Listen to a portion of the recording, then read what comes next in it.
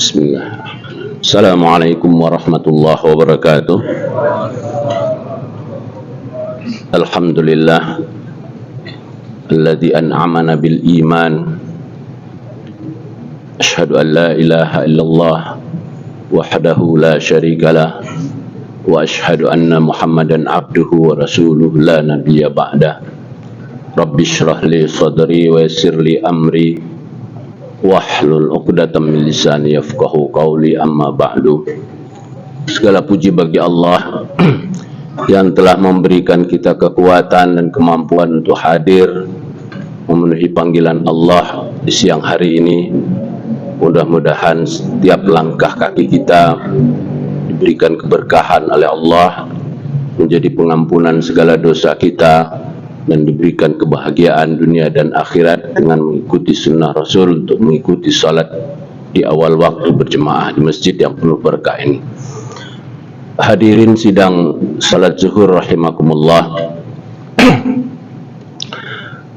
Suatu ketika Rasulullah SAW merasa galau karena terputusnya wahyu. Sebagian ulama mengatakan beberapa hari, ada pula yang mengatakan sampai 1 bulan, bahkan ada ulama yang mengatakan 2 bulan, ya, selama 60 hari. Saat itu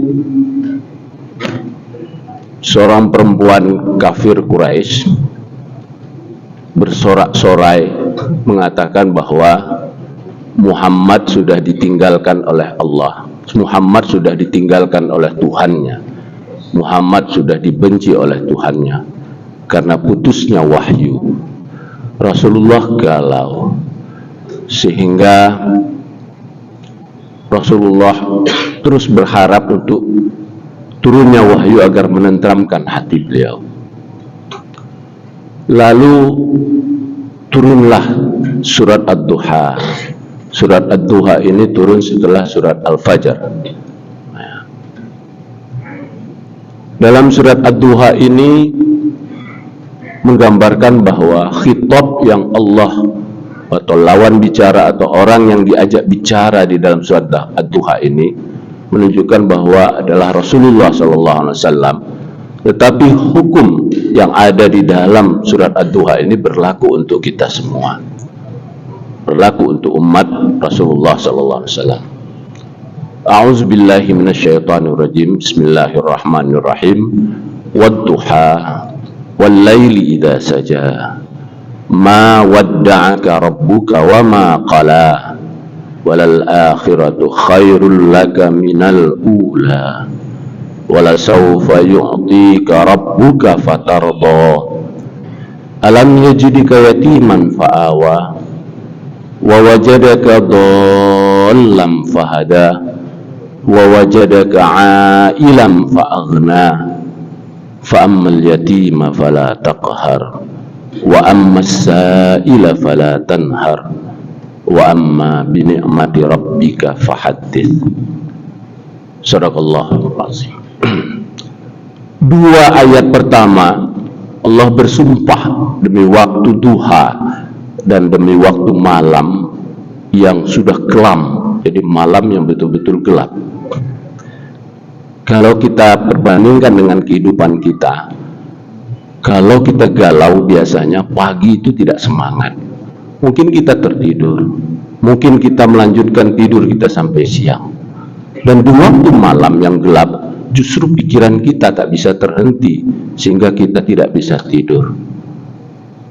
Maknanya di dalam ad-duha wad-duha wal laili idza saja, seolah-olah Allah berbicara, bangunlah, lihatlah keindahan pagi di waktu duha, matahari bersinar, burung berkicau, alam yang begitu hijau, sehingga kita bangun, membangkitkan semangat diri kita. Dan di sana ada satu waktu kita untuk menegakkan salat duha yang Allah berikan karunia begitu besar kepada mereka yang mendawamkan dan mengamalkan salat duha ini.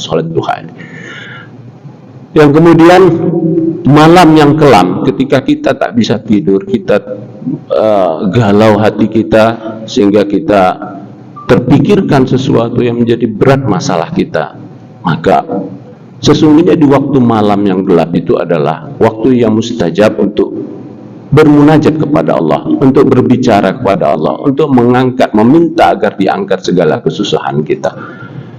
Wa minal laili fatahajjad bihi nafilatan lak asa ay yab'atsaka rabbuka maqaman mahmuda. Di antara sebagian malam itu bangunlah, bertahajudlah, semoga Allah mengangkat derajatmu ke tingkat yang paling mulia. Lalu setelah Allah bersumpah dengan waktu duha dan waktu malam, Allah tegaskan apa yang menjadi pembicaraan kafir Quraisy di Mekah pada waktu itu, bahwa Allah tegaskan ma wadda'aka rabbuka wa ma qala. Allah enggak tinggalkan kamu hai Muhammad dan tidak pula membencimu.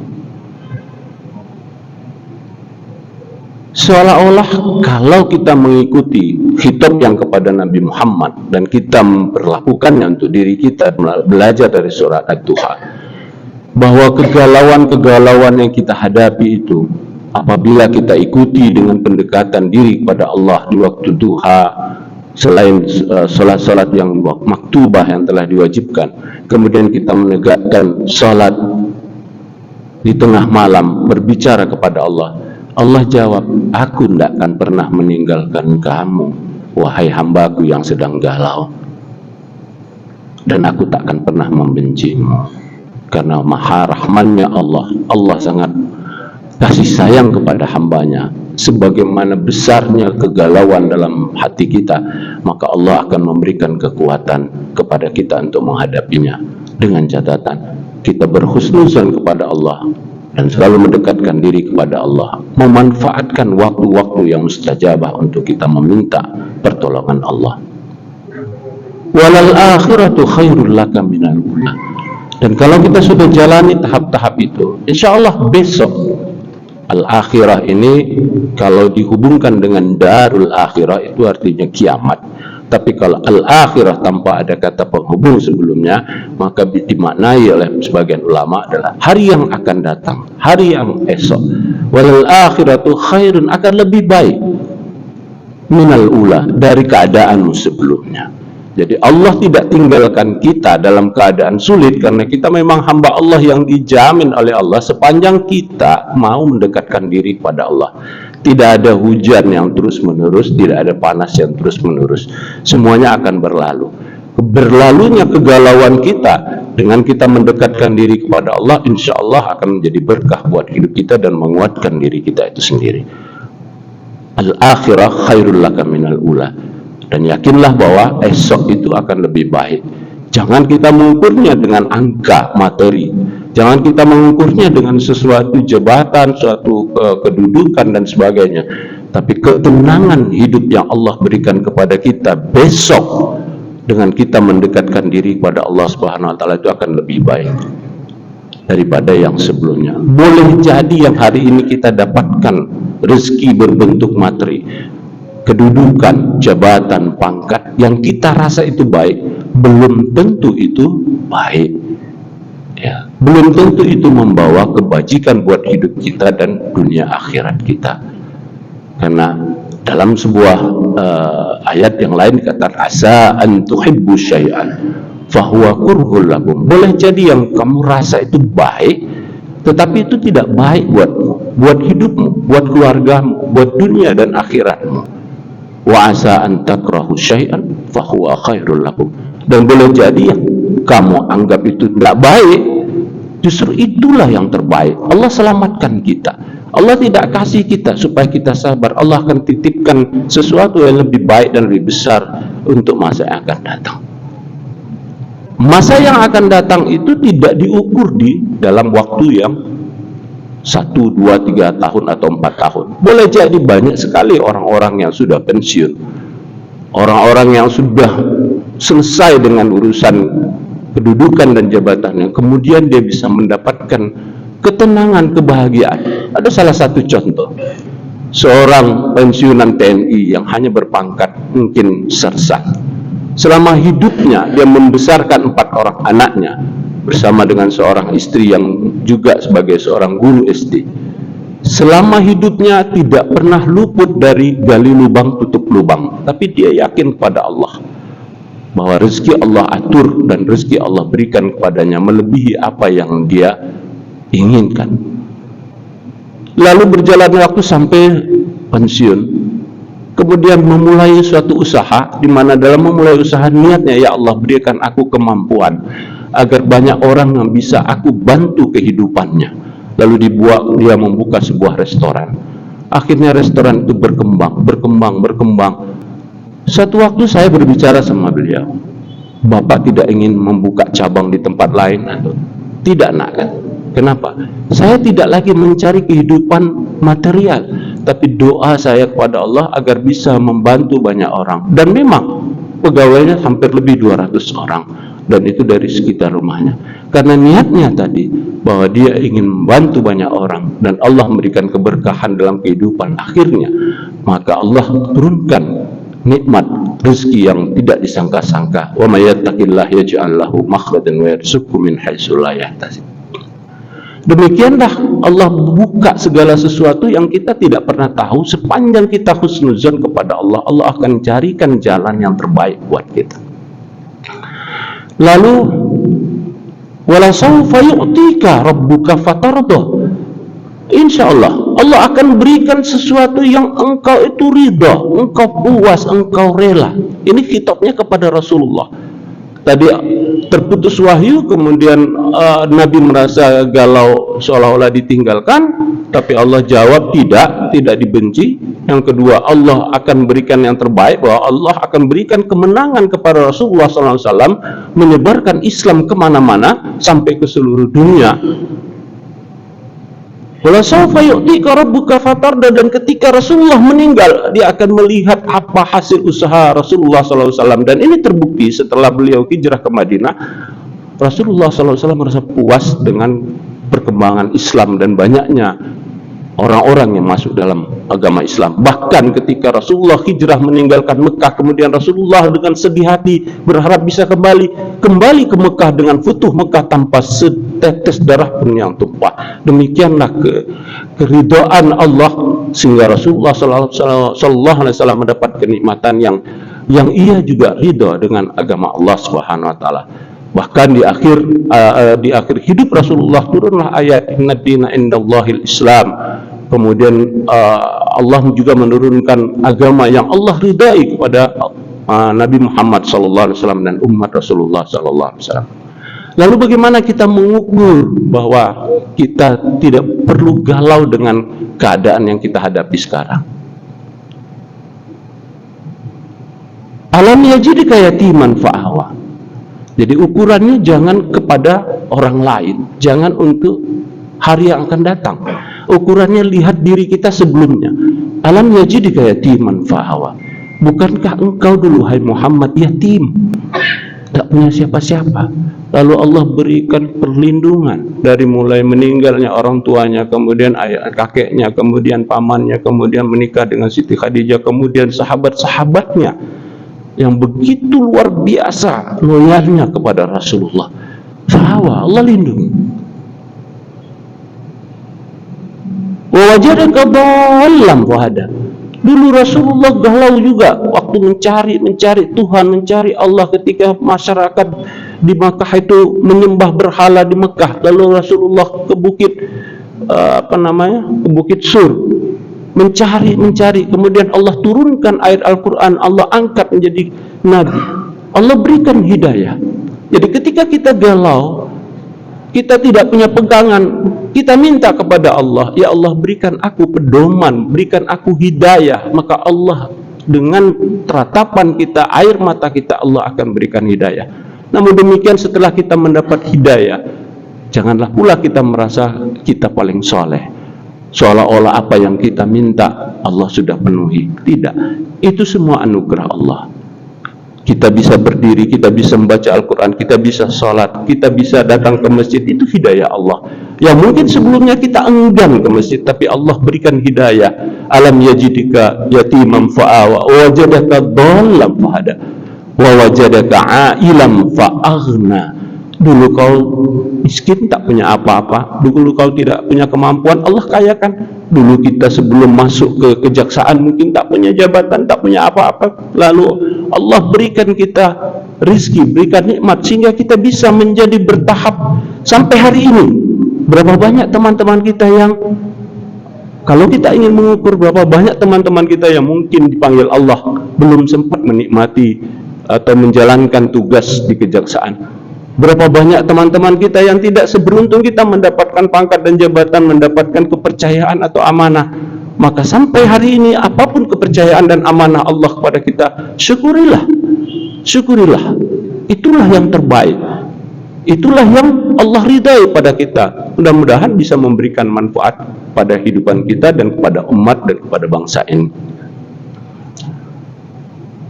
Fa'ammal yatima fala taqhar wa ammas sa'ila fala tanhar wa amma bi ni'mati rabbika fahaddis.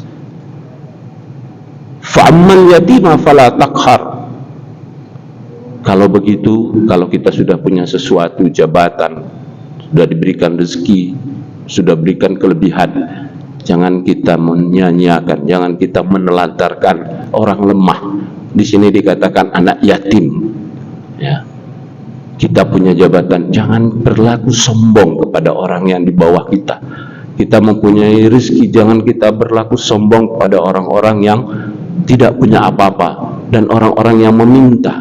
Jangan kita hardik mereka, jangan kita abaikan mereka. Seberapa kemampuan kita, kita usahakan untuk membantu.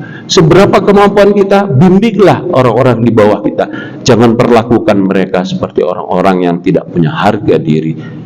Ini pesan hitopnya kepada Rasulullah, tapi berlaku umum kepada kita. Wa amma bi ni'mati rabbika fahaddis. Dan apapun nikmat Allah yang sudah engkau terima, ungkapkanlah. Kepada Nabi disuruh ungkapkan bahwa Allah memberikan kenabian supaya Rasulullah menyampaikan risalah kenabian.